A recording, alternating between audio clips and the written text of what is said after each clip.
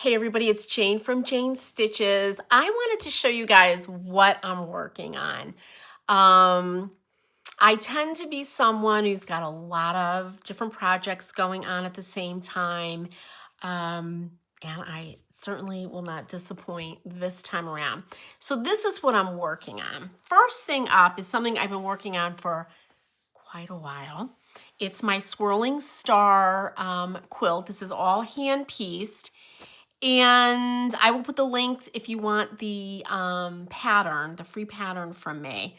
But I realized when I had laid out my quilt that it was a little bit smaller than I wanted. So I needed to add like another row on the bottom, which is like 2 blocks deep and a whole thing. So I have finally completed those blocks, and this is a true scrappy quilt. Some of these fabrics go back over 30 years, if you can believe it. So all I need to do now is to sew these into, put that up, into the bottom row. I've got my wool batting. It's the first time I'm going to be using a wool batting to hand quilt through. And I am not going to do a border. Well, I'm saying that now. I might decide when I lay it all out and look at it, do I want a border? But I wasn't planning on it, but I might. So anyway, I'm hoping to get this last row complete and attached in a couple of weeks. We'll see. We'll see how successful I am. If you've been following my Dear Jane series, I have, 20 of these. And I have to tell you, these have been a real, I'm looking around for my camera. I don't use my iPad a lot anymore for this kind of a video. But it's been a real learning experience for me. And these are all, of course, I'm hand piecing all of them, and with lots of applique. Let me get in a little bit. Let's see if I can get a little bit closer.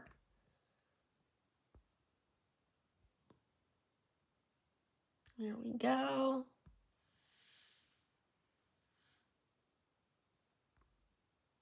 And I just did that wrong. A, B. There we go.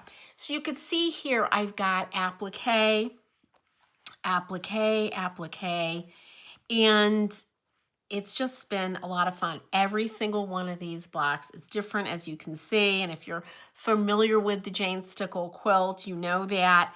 And for us hand piecers, it's just been fabulous. Here's another one that I appliqued. So that's in the works. This is going to be a long-term project, and hopefully I get it done before I'm 70. I'm 62 now. The other thing I'm working on, I'm just going to sew these together, are my little house blocks. And if you watched my video on how to use quilt stamps, you saw these. So I want to make like a small doll size quilt out of these. I've got piles of them kind of everywhere. So I think, yeah, I'm going to add one more to this. See, right down here at the bottom, I need one more in this corner right here, and then I can put together a quilt, like a little doll quilt. So that, hopefully I'll get done soon. We'll see. The other thing I've been working on, I finished my new doll pattern, my little bunny doll pattern, and she's absolutely, there's the camera, she's absolutely adorable. So that's done. It's always nice. You know, when I'm doing something like a new pattern that I'm selling, I tend to put more pressure on myself, you know, like, get this done, let's get it going. And I've got some really cute Meredith the Cloth doll patterns coming up too. I made more tomatoes, if you saw that. This is not done with sections. I did just make a video on this. It's done with making a giant yo-yo. It's a giant yo-yo, and you fill it up, and it makes a really great pin cushion, obviously. So those are finished. The other thing I'm working on, which is also a quilt stamp, is I call it a thimble quilt or a tumbler quilt. And this one, I'm making like a lap size quilt. Again, it's really scrappy. Look at it, isn't it great? And it's done with a quilt stamp. So it's really quick and easy to stamp out your fabric and just cut it out, and your lines are already done. So this one, I've got quite a bit. I try to do like a row a week and have it attached on the weeks that I'm working on it. So the other thing about this quilt is that takes time is the pressing, right? Making this beautiful pattern on the back so everything lays flat. So I do spend a fair amount of time pressing this thimble quilt. And I made a new strawberry in celebration of spring. I love pink and green. So I made this. This one I'm going to put in my Etsy shop, but I used a little Liberty flower on top and a Liberty yo-yo, some wool fabric and felt, and then of course silk velvet, which is really beautiful, and the crinkle ribbon. Sequins and beads make everything more beautiful, right? And of course, another quilt stamp are my little tiny, I think these are 3/8 of an inch hexagons. And these are by Quilts by Kate. The thimble tumbler stamp is by Janek. I'm probably murdering that name, but she's in the Netherlands, and I have her stamp for the thimble quilt and also the little house blocks. These are by Stamps by Kate, which I got a lot of different stamps, but I love, love, love these, love making them. And this is going to be another doll size or mini quilt, or I call them now a pocket quilt, right? But I had to sew some together to see what it looked like. And they're just so tiny and so sweet. And of course, it's scrappy as can be, right? But you could do stuff like this. Look at how sweet that is, right? This is old feed sack. Is it flour sack or feed sack fabric? I have a lot of vintage and antique fabric. And by the way, let me know if you want me to do a haul. I love those haul videos.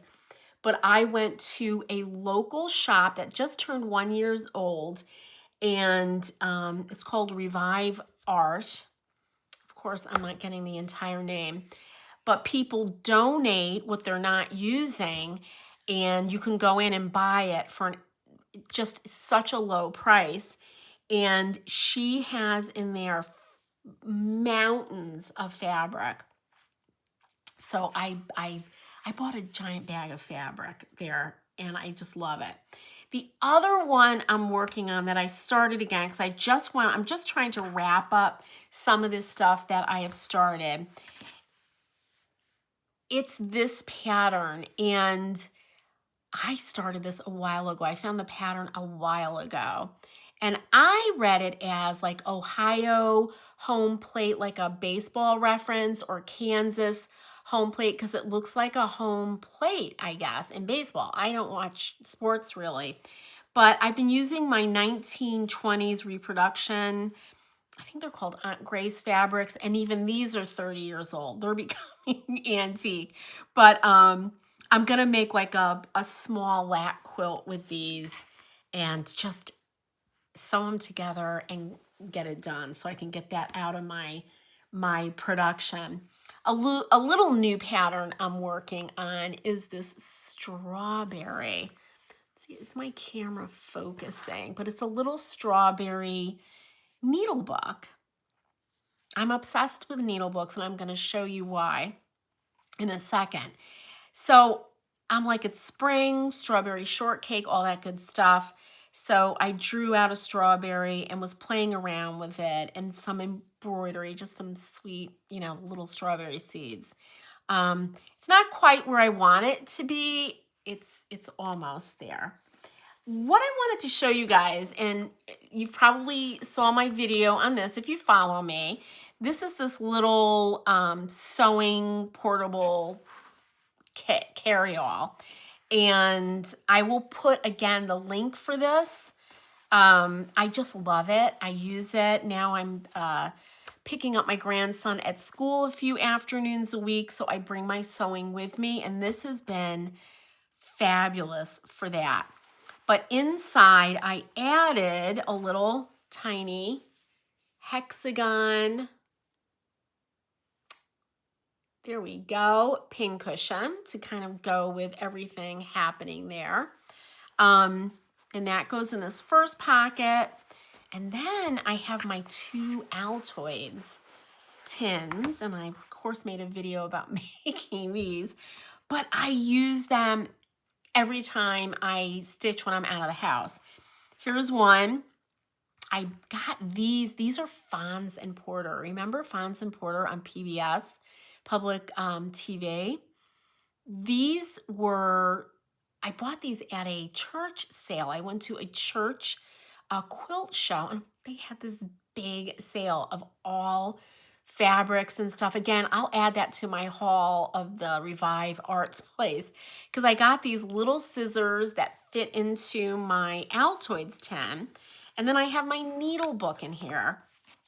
And I was thinking about, see, this is too big now because when I drew it, I didn't add in the beads that went around, the thickness of the batting underneath. So I'm going to make it smaller to fit my Altoids tin. I also want to create like a nice embroidery of a strawberry on top. I think that would be really sweet. But I have my needle book in here, and I use it every time I go, if I can untie it. I just knotted it. I really wanted to use this, there we go. This only happens on camera, you guys, honestly. But I really wanted to use this color silk ribbon. Anyway, inside, see if my camera will focus, I've got pins and a needle that I use for my hand piecing. And it's all inside of this. And what also I put in there, let's put this all back. So these go into the inside like this. This is where I will throw in, if I'm working on some blocks, I'll put them in like this. They're ready to go. I just close it up, and I could even fit this in my pocketbook and open it up, and I can sew anywhere. It's so perfect. That's really why I love hand piecing. Now, the last thing I want to show you, and this I got at the church sale, and these scraps, or they're not scraps because these are authentic 1920s fabrics. No doubt about it. No doubt in my mind what they are. They were all like this. They smell slightly musty. I don't care. That kind of stuff never bothers me. But they were in a bag. Like somebody had cut out all these rectangles and put them in a bag, and I couldn't just leave them. I had to buy them. I think it was like $1. And I just started sewing them together. You could wash these. You're going to lose so much of these rectangles from the fraying of the fabric. But I'm just sewing them together. I'm just going to do 2 this way, and just sew them up. And I did a few already. But look at these. Oh, this fabric. The cottons back then were so beautiful. And look at that polka dot. I love, love, love polka dots. And this, thrifty New Englanders, right?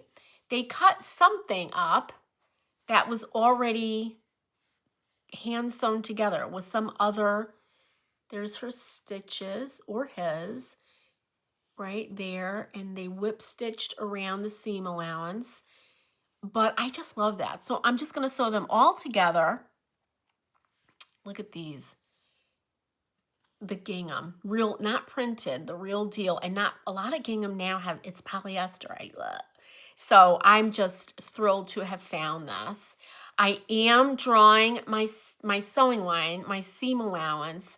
I admire Ginny Beyer. I showed you guys that book the last time, or last video, or a couple of videos ago, and she eyeballs all her 1/4 inch seam allowance. So she doesn't draw a sewing line, she just sews. She just knows where to sew. I have tried it. I just can't get it together. I just can't do it. Or right now I can't. Maybe in the future I'll be able to. I wish I could do that, but in the meantime, I'm trying out my sewing line and sewing these all together. But look at these. There's some really beautiful fabrics. Look at that really lovely lavender color. This is my favorite. Ugh, I love it. And here's another feed sack, flour sack, or something. But isn't that beautiful? Look at that. So they're all going to go together. I'll sew them up and then quilt them, bind it, and then I'll wash it. That's when it will get washed. So that is pretty much it, you guys. That is what I'm up to. When I'm not working on my patterns or stuff I do for my shop, this is what I work on. And I'm looking at my machine. I'm looking at my other machine. I do sew on my machine. I'm making my grandson a very, it's not a full-size twin quilt, but a real serious quilt for his bed. So that's what I'm doing. I'm doing a quilt as you go project for that, and using my walking foot on my machines. And I have my featherweight I use all the time, and I've got my Bernina, the calf. I always called him Cafe, like coffee, calf, but the calf facet, I think his name is, edition of this machine, and I love it. So I do sew by machine also, you guys. But let me know if you want to see my haul, you know, my fabric haul. I also got some really cool notions and patterns at that church sale, some beautiful wool. And one of the wools had a label on it, and it was from a wool mill in New Hampshire. So I'm in Connecticut. It was in New Hampshire. It was a huge, it's got to be 5 or 6 yards of it. It's this beautiful wool, and it had some little mouse poops in it, and one little area where it was eaten by moths. So I did throw it into the washing machine, and I didn't know if I want to felt it, so I kind of just put it through a gentle cycle and let it dry naturally. And now that I can touch it without being skeeved out by mouse droppings, I'm going to decide, do I want to dye it and do something with it? I'm not sure, but it is absolutely beautiful wool. And I got just a stack of wool that is really nice. So that's it, you guys. Let me know what you're up to. Are you doing a lot of hand piecing like me? Are you by your machine and sewing some stuff up? Let me know. I'm curious. And be sure to subscribe to my channel, and I will put all the links for whatever I mentioned in here for the different videos. And if you want that, here it is, the swirling star pattern, I will put that link below. Thanks, you guys, for watching. Happy stitching, everyone. I'll see you next time.